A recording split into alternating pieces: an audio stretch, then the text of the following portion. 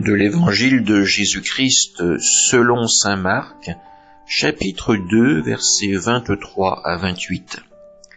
Un jour de sabbat, Jésus marchait à travers les champs de blé, et ses disciples, chemin faisant, se mirent à arracher des épis.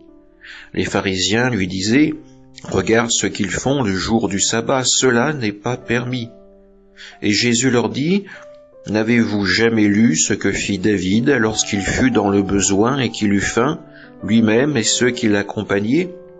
Au temps du grand prêtre Abiatar, il entra dans la maison de Dieu et mangea les pains de l'offrande que nul n'a le droit de manger sinon les prêtres. Et il en donna aussi à ceux qui l'accompagnaient. Il leur disait encore « Le sabbat a été fait pour l'homme et non pas l'homme pour le sabbat. Voilà pourquoi le Fils de l'homme est maître même du sabbat. » Acclamons la parole de Dieu. Encore une fois, nous retrouvons Jésus en plein débat, un débat, il faut l'avouer, un peu houleux, avec les pharisiens. Ceux-ci lui reprochent le comportement de ses disciples. Regarde ce qu'ils font le jour du sabbat, ils arrachent les épis pour les manger. Et Jésus a cette réponse, n'avez-vous jamais lu ce que fit David ?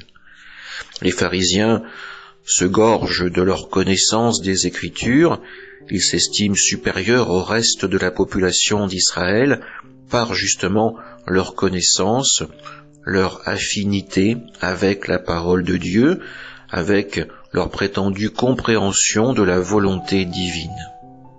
Ils font de la loi une règle absolue, alors que Jésus comprend que la règle absolue que Dieu veut nous enseigner, c'est avant tout celle de l'amour, celle du prendre soin de l'autre.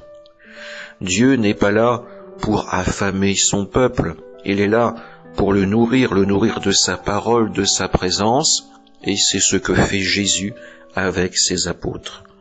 Jésus leur montre un chemin de vie, de liberté, qui les conduit vers le Seigneur, non pas un chemin de vie d'esclave. Amen.